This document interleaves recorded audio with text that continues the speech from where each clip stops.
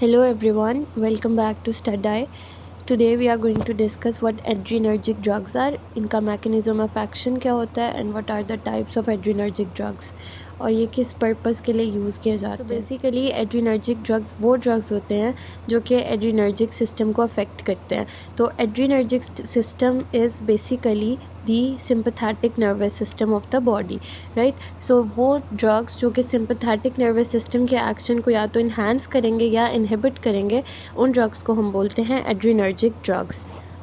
अब जो sympathetic nervous system होता है, as I have already discuss in the cholinergic drugs that there are two basically और types of autonomic nervous system. एक हमारे पास sympathetic nervous system होता है और एक पैरासिम्पैथेटिक नर्वस सिस्टम होता है। तो जो सिंपैथेटिक नर्वस सिस्टम है that is related to the fight and flight state. So basically it means कि एक एमरजेंसी स्टेट में हमारी बॉडी में सिंपैथेटिक नर्वस सिस्टम एक्टिवेट होता है और वहाँ हमारी बॉडी के अंदर डिफरेंट चेंजेस आते हैं। सो वो ड्रग्स जो कि at the time of emergency state या तो उसको इन्हांस कर देंगे एक्शन को या फिर उस एक्शन को स्टॉप कर रहे हैं, जो हमारी बॉडी में एमरजेंसी की वजह से इफ़ेक्ट आ रहा है उसको या तो इन्हांस या स्टॉप कर रहे हैं, तो उसको उन ड्रग्स को हम बोलते हैं एड्रीनर्जिक ड्रग्स। अब बेसिकली जिस तरह सेम हमने कोलिनर्जिक रिसेप्टर्स पढ़े थे, कोलिनर्जिक के अपने न्यूरोट्रांसमीटर्स डिस्कस किए थे, उसी तरह हमारे पास जो सिंपैथेटिक नर्वस सिस्टम है उसमें जो न्यूरोट्रांसमीटर्स रिलीज़ होते हैं वो डिफरेंट है फ्रॉम दी वन जो कि रिलीज़ हो रहे थे हमारे कोलिनर्जिक सिस्टम में, या फिर हम उसको दूसरा नाम है पैरासिम्पैथेटिक नर्वस सिस्टम में। तो जो न्यूरोट्रांसमीटर्स एड्रीनर्जिक सिस्टम में रिलीज़ होते हैं वो बेसिकली एपिनेफ्रीन है, नोरेपिनेफ्रीन है और डोपामीन है। और अगर हम इन कलेक्टिवली इन तीनों के नाम या इनकी एक कलेक्टिव टर्म डिस्कस करें तो उन्हें हम बोलते हैं catecholamines. So catecholamines is a term that is a collective term जो कि यूज़ होती है इन तीनों न्यूरोट्रांसमीटर्स के लिए। उनमें से जो मोस्ट कॉमन न्यूरोट्रांसमीटर रिलीज़ होते हैं वो एपिनेफ्रीन और नोरेपिनेफ्रीन है। जिस तरह के हिस्टामिन जो न्यूरोट्रांसमीटर था वो कॉमनली रिलीज़ होता था पैरासिम्पैथेटिक में, इसी तरह यहाँ एपिनेफ्रीन जो है या फिर नोरेपिनेफ्रीन जो है they are the commonly release neurotransmitters, और इन तीनों न्यूरोट्रांसमीटर्स को कलेक्टिवली हम बोलते हैं कैटेकोलामाइंस। अब जो हमारी बॉडी है उसमें जिस तरह से कोलिनर्जिक रिसेप्टर्स थे इसी तरह से हमारे पास एड्रीनर्जिक रिसेप्टर्स हैं, जो हमारे पास दो डिवाइड हो गए हैं अल्फ़ा रिसेप्टर्स और बीटा रिसेप्टर्स में। जो अल्फ़ा रिसेप्टर्स हैं they are further divided into the alpha 1 and alpha 2 receptors, while the adrenergic beta receptors are divided into beta 1, beta 2 and beta 3। जो बीटा 3 है that is not clinically significant but they are present on the adipose tissue.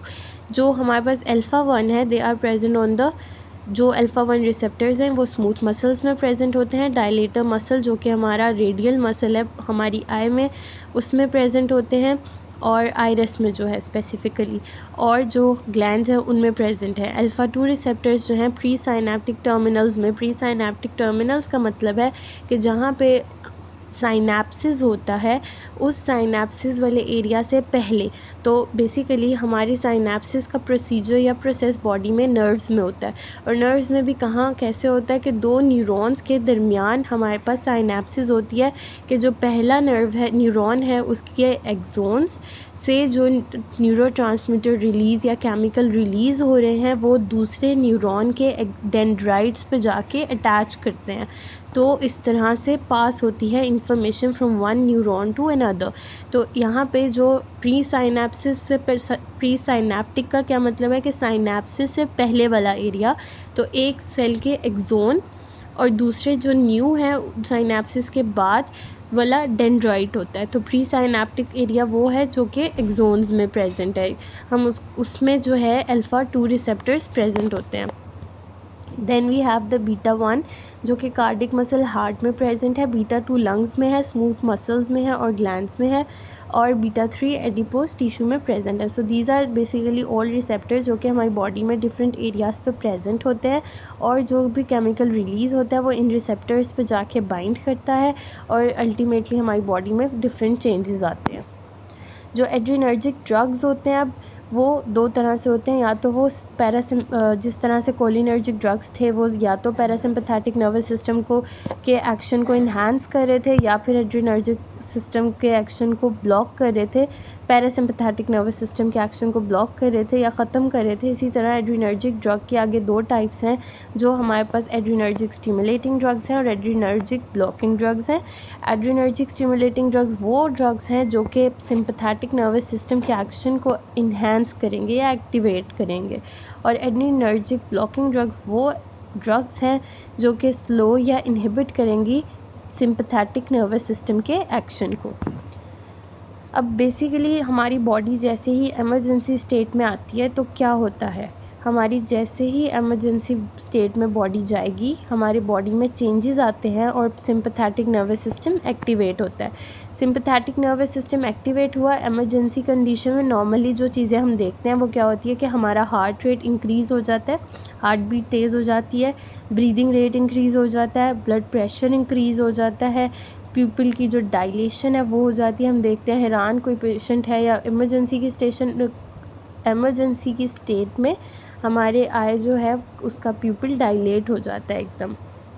Secretions जो हैं body की normally increase secretion होती है rest state में, लेकिन जैसे ही एमरजेंसी स्टेट में आई तो हमारे माउथ ड्राई हो गया।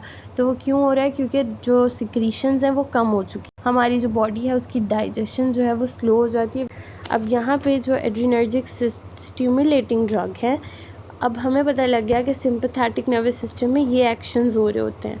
तो अगर कोई ड्रग जो हम दे रहे हैं पेशेंट को वो उस एक्शन को इन्हांस करेगी तो उसे हम बोलेंगे एड्रीनर्जिक स्टिमुलेटिंग ड्रग्स। और ये ड्रग्स क्या करेंगे, they will bind to the adrenergic receptor alpha 1, alpha 2, beta 1, beta 2, और ब्रेन को ऐसे ही सिग्नल जाएंगे कि जो रिसेप्टर है उसके साथ जो न्यूरोट्रांसमीटर एड्रीनर्जिक सिस्टम या सिंपैथेटिक नर्वस सिस्टम में रिलीज़ होते हैं, जैसे कि एपिनेफ्रिन, डोपामीन या नोरेपिनेफ्रिन, वही रिलीज़ हुए थे और वही जाके उन रिसेप्टर्स के साथ बाइंड किए हैं, और ब्रेन जो है वो अपना फर्दर जो एक्शंस है या फिर जो रिस्पॉन्स है वो देगा और जो सिंपैथेटिक नर्वस सिस्टम के एक्शंस हैं वो इन्हांस कर देगा। सो ओवर हियर ये मिमिक करेंगे इफेक्ट ऑफ दी नोरेपिनेफ्रिन या एपिनेफ्रिन। तो बेसिकली स्टिमुलेटिंग ड्रग क्या करेंगे, ये जितने भी एक्शंस हैं इनको इन्हांस कर देगा। किस तरह से कि जो ड्रग है वो इस तरह ही एक्ट कर रही है जैसे एपिनेफ्रिन, नोरेपिनेफ्रिन या डोपामीन है, और जैसे वो रिसेप्टर के साथ बाइंड किया ब्रेन को यही लगा कि एपिनेफ्रिन बाइंड की है और उसने अपना जो नॉर्मल फंक्शन था वो प्रोड्यूस किया। अब क्या होता है effect of adrenergic stimulating drug receptors पे, बिकॉज हमने डिस्कस किया कि हमारी बॉडी में 4 रिसेप्टर्स हैं एड्रीनर्जिक रिसेप्टर्स। उनमें से एक है अल्फा 1 रिसेप्टर जो कि स्मूथ मसल्स में प्रेजेंट था, प्यूपिल्स में प्रेजेंट था, और प्यूपिल में कहाँ पे प्यूपिल डायलेटर प्यूपिलाई में प्रेजेंट था, और जो कि ग्लैंड्स में प्रेजेंट है। अब बेसिक यहाँ पे हम स्मूथ मसल्स को डिस्कस करें कि अल्फा 1 रिसेप्टर पे जैसे ही ये ड्रग जाके बाइंड करेगी तो वहाँ पे एक्शन को इन्हांस करना था।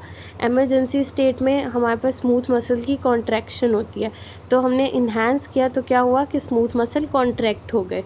इसी तरह जब स्मूथ मसल कॉन्ट्रैक्ट होंगे तो डायलेटर प्यूपिलाई मसल कॉन्ट्रैक्ट होगा क्योंकि उधर भी अल्फा 1 रिसेप्टर है।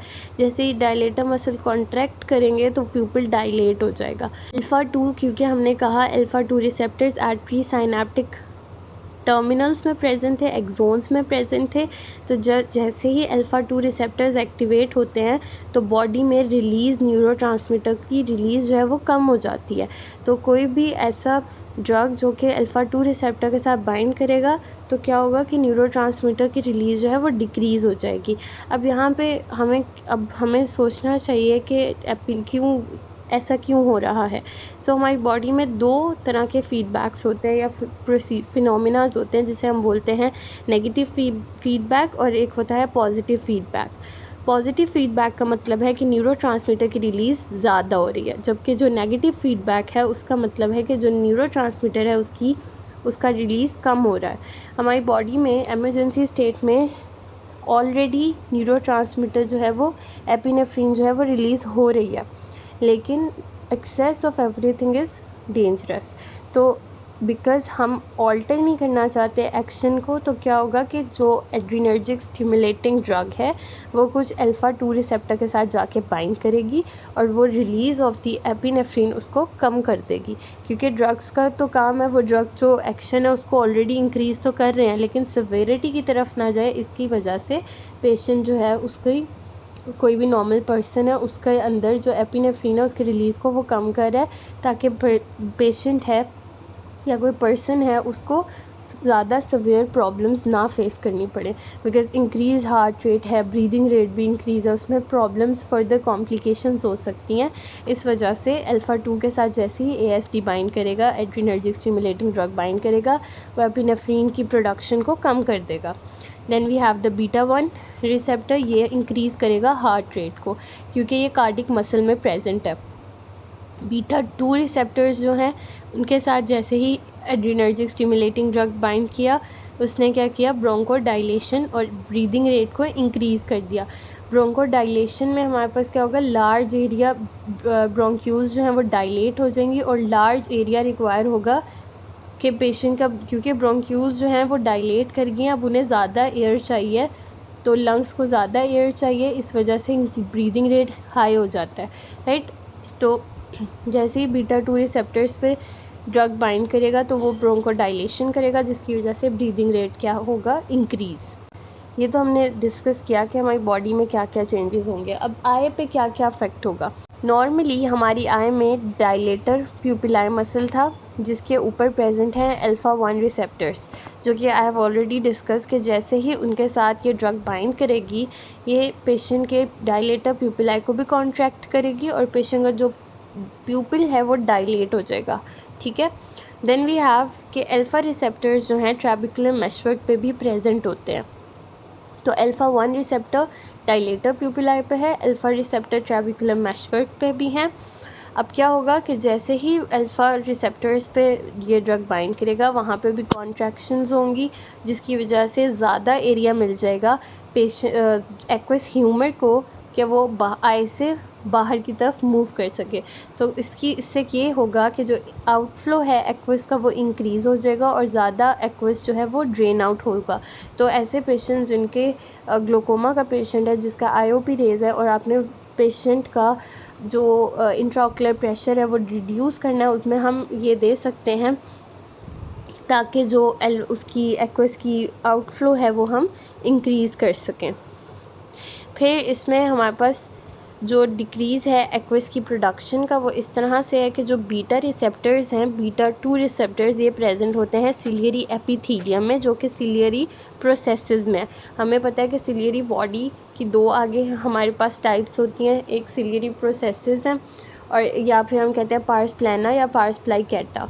जो पार्स प्लाइकेटा है उसमें प्रोडक्शन होती है, जिसको हम सिलियरी प्रोसेसेस भी कह सकते हैं, फिंगर लेग प्रोजेक्शन, वो उधर हमारे पास वहाँ प्रोडक्शन होती है एक्वस ह्यूमर की।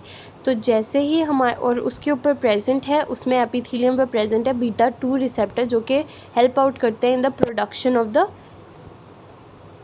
Aqueous humour.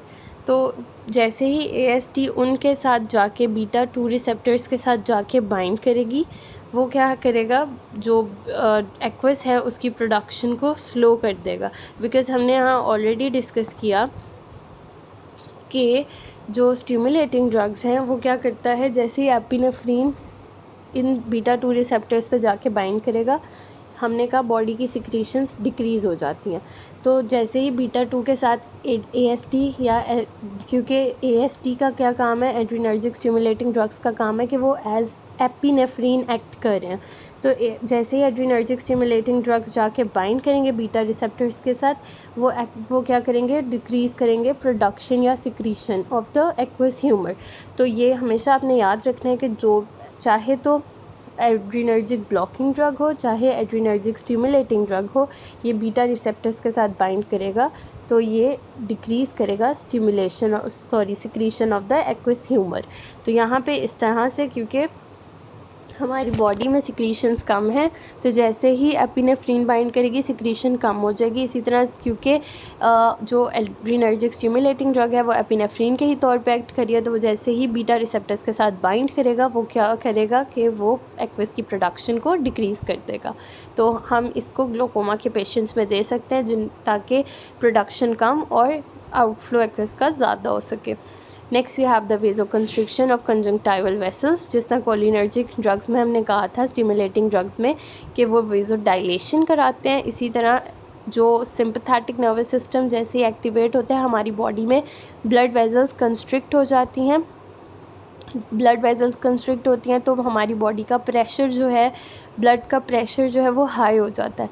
ब्लड प्रेशर जो वेजल्स में है वो हाई हो जाएगा और कंजंक्टाइवल वेजल्स में वेजो कंस्ट्रिक्शन स्टार्ट हो जाएगी। तो ये एड्रीनर्जिक स्टिमुलेटिंग ड्रग्स का इफ़ेक्ट है हमारी आई पे। अब the thing I have said कि चाहे एड्रीनर्जिक स्टिमुलेटिंग या ब्लॉकिंग ड्रग कोई भी बाइंड करेगा बीटा 2 रिसेप्टर के साथ सिलियरी मसल में, ये हमारी एक्वस की प्रोडक्शन को डिक्रीज़ ही करेगा। नाउ एड्रीनर्जिक स्टिमुलेटिंग ड्रग 3 तरह से होते हैं, डायरेक्ट एक्टिंग, मिक्स्ड या फिर इनडायरेक्ट एक्टिंग। जो हम डिस्कस करेंगे दैट इज़ डायरेक्ट एक्टिंग, जो कि सेलेक्टिव और non selective adrenergic stimulating drugs है। नॉन सेलेक्टिव का मतलब है कि वो किसी भी कोई एक स्पेसिफिक रिसेप्टर के साथ बाइंड नहीं करेंगे। वो ऐसी ड्रग है जो कि हर रिसेप्टर के साथ जाके बाइंड करके अपना एक्शन परफॉर्म करेगी।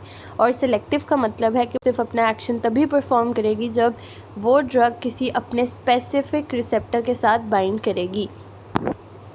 तो non selective adrenergic stimulating drug क्योंकि किसी भी रिसेप्टर के साथ बाइंड करेगी, उसने अपना एक्शन परफॉर्म करना है, तो उसकी टाइप्स हैं हमारे पास एपिनेफ्रीन, फिनाइलेफ्रीन हाइड्रोक्लोराइड और एप्राक्लोनिडीन। अब यहाँ पे हम इनको बारी बारी डिस्कस कर लेंगे। जो एपिनेफ्रीन होती है, it is the non selective adrenergic stimulating drug जो कि लेस लिपोफिलिक है, यानी उसकी लिपिड सॉल्युबिलिटी बहुत ज़्यादा कम है। इस वजह से क्योंकि लिपिड सॉल्युबल कम है तो उसकी एब्जॉर्प्शन भी कम होगी, और उसकी एब्जॉर्प्शन को इंक्रीज़ करने के लिए हम एपिनेफ्रीन को कंबाइन कर देते हैं। एपिनेफ्रीन और 2-पाइवेलिक एसिड हम इन्हें मिक्स करके या कॉम्बिनेशन के साथ देते हैं, जो एक न्यू फॉर्म बना देता है जिसे प्रोपाइन भी बोलते हैं, जो कि हाईली लिपोफिलिक है। और जब वो हाई लिपिड सॉल्युबल होगा तो उसकी एब्जॉर्प्शन उतनी ही ज़्यादा अच्छी हो जाएगी। और ये ड्रग जो है एपिनेफ्रीन, ये हम ग्लोकोमा के पेशेंट्स को दे सकते हैं, ताकि क्योंकि हमने कहा कि ये इंक्रीज़ करता है आउटफ्लो और डिक्रीज़ करता है एक्वस की प्रोडक्शन, इस वजह से नॉन सेलेक्टिव ये हमारे लिए बहुत अच्छा रहेगा। अब जो एपिनेफ्रीन है हम इसे कॉम्बिनेशंस के साथ दे सकते हैं, बीटा ब्लॉकर्स और पाइलोकार्पिन के, ताकि हम ग्लोकोमा की थेरेपी कर सकें। बीटा ब्लॉकर्स के साथ अगर हम दे रहे हैं तो बीटा ब्लॉकर क्या करेगा, वही B2 रिसेप्टर्स को का काम रोकेगा कि एक्वस की प्रोडक्शन ना करो। अगर हम ASD को साथ देंगे बीटा ब्लॉकर्स के, तो दोनों का यही काम है कि वो एक्वस की प्रोडक्शन को स्टॉप कर रहे हैं। और पाइलोकार्पिन का काम होता है कि इंक्रीज़ करता है एक्वस आउटफ्लो को। तो हम एपिनेफ्रीन को इस तरह से साथ दे सकते हैं एज अ ग्लोकोमा थेरेपी के जो एक्वस की आउटफ्लो है हम उसको इंक्रीज़ कर दें। इसके अलावा ये डायलेशन, प्यूपिल की डायलेशन में हेल्प करता है जो एपिनेफ्रीन है, बिकॉज ये एड्रीनर्जिक स्टिमुलेटिंग ड्रग है। वेजोकंस्ट्रिक्शन ऑफ कंजंक्टाइवल वेसल्स करता है और मिनिमाइज़ करता है ब्लड को, ब्लीडिंग को रोकता है ड्यूरिंग द ऑप्थेल्मिक सर्जरीज। वो इस तरह से क्योंकि वेजोकंस्ट्रिक्शन में हमारी ब्लड का तो प्रेशर हाई होता है, ब्लड वेसल्स का प्रेशर हाई होता है, बट जो मूवमेंट है या ब्लड फ्लो है वो स्लो हो जाता है। तो जितना ब्लड फ्लो कम होगा उतना ही ब्लड जो है वो लॉस के चांसेस कम होंगे। Then we have the selective adrenergic stimulating drugs, जिसमें आ जाता है एप्राक्लोनिडीन, जो कि एक सेलेक्टिव अल्फा-2 एड्रीनर्जिक एगोनिस्ट है। ये भी सिर्फ और सिर्फ तब काम करेगी जब अल्फा-2 एड्रीनर्जिक रिसेप्टर्स के साथ बाइंड करेगी। और ये क्या करेगा, अल्फा-2 रिसेप्टर्स जो हैं ये एक्वस की प्रोडक्शन को इंक्रीज़ करेंगे एप्राक्लोनिडीन, और ये एक्वस आउटफ्लो को इंक्रीज़ करेगा, प्रोडक्शन को डिक्रीज़ कर देगा। यूज़ करते हैं हम बिफोर एंड आफ्टर लेज़र कैप्सूलोटमी, ताकि जो पेशेंट है उसका IOP हम रेज ना कर सकें। Then we have the adrenergic blocking drugs, जो कि इनहिबिट या स्लो कर देते हैं सिंपैथेटिक नर्वस सिस्टम के एक्शन को। यहाँ हमारे पास अल्फ़ा ब्लॉकर्स भी हो सकते हैं या फिर बीटा ब्लॉकर है, स्पेसिफाई है कर दिया यहाँ, या फिर ऐसे भी हो सकते हैं ब्लॉकर्स जो कि अल्फ़ा और बीटा रिसेप्टर दोनों को ब्लॉक कर दें। जो हम बहुत ज़्यादा ऑक्यूलर फार्माकोलॉजी से रिलेटेड अगर हम बात करें तो जो मोस्ट कॉमनली हम यूज़ करते हैं that is the beta blockers, जो कि बीटा ब्लॉकर क्या करता है, it competes with the epinephrine और जाके ये खुद बाइंड कर जाता है एड्रीनर्जिक रिसेप्टर्स के साथ, या बीटा उसमें भी स्पेसिफिकली बीटा रिसेप्टर के साथ। और बीटा रिसेप्टर जब ब्लॉक हो गया तो एपिनेफ्रीन जो है न्यूरोट्रांसमीटर वो बाइंड नहीं कर पाएगा बीटा रिसेप्टर से और अपना एक्शन कोई परफॉर्म नहीं कर पाएगा। ये सिलेक्टिव और नॉन सेलेक्टिव दोनों हो सकते हैं, यानी कोई एक या तो बीटा ब्लॉकर वो भी हो सकते हैं जो बीटा 1 बीटा 2 दोनों के साथ बाइंड करके एक्शन को स्टॉप कर देंगे, या फिर कोई ऐसा ड्रग भी हो सकता है जो सिर्फ सिलेक्टिव है, यानी वो तभी काम करेगा जब बीटा 1 के साथ बाइंड करेगा और तभी काम करेगा जब वो बीटा 2 के साथ बाइंड करेगा। जो सिलेक्टिव बीटा ब्लॉकर्स हैं उसमें हमारे पास बीटा 1 और बीटा 2 ब्लॉकर्स आ जाते हैं। जो बीटा 1 ब्लॉकर है एज वी हैव डिस्कस कि हार्ट में प्रेजेंट होता है तो हम इसको कार्डियो सिलेक्टिव ब्लॉकर्स कह सकते हैं, जो कि ब्लड प्रेशर को डिक्रीज़ करने में हेल्प आउट कर सकता है। और बीटा 2 ब्लॉकर्स जो हैं ये स्मूथ मसल्स, यानी कि हमने कहा कि लंग्स में प्रेजेंट होते हैं, जो स्मूथ मसल्स हैं लंग्स में जो हैं और ब्लड वेजल्स में है उनमें प्रेजेंट होते हैं। तो ये और उसके साथ साथ हमने बीटा 2 की बात की कि वो epithelium of the ciliary processes उसमें भी प्रेजेंट होते हैं, तो ये डिक्रीज़ करते हैं एक्वस की प्रोडक्शन को। तो अब हम ऑक्यूलर फार्माकोलॉजी से रिलेटेड देखें तो हमारे पास सिलेक्टिव और नॉन सिलेक्टिव बीटा ब्लॉकर्स दोनों हैं, जो कि हम ग्लोकोमा के थेरेपी के लिए पेशेंट को देते हैं ताकि जो एक्वस की प्रोडक्शन है हम उसको डिक्रीज़ कर सकें। तो जो नॉन सिलेक्टिव है वी हैव टिमोलोल, लीवोबिनोलोल, मेटिप्रोनोलोल और कार्टियोलोल। और जो सेलेक्टिव बीटा ब्लॉकर है जो सिर्फ और सिर्फ तब काम करेगा जब किसी एक स्पेसिफिक रिसेप्टर के साथ बीटा रिसेप्टर के साथ बाइंड करेगा, तो उसमें हमारे पास बिटाक्सोलोल है और ये बीटा 1 सेलेक्टिव एंटागनिस्ट है। So for now this is all about adrenergic drugs. For any confusion, comment in comment section. Thank you so much.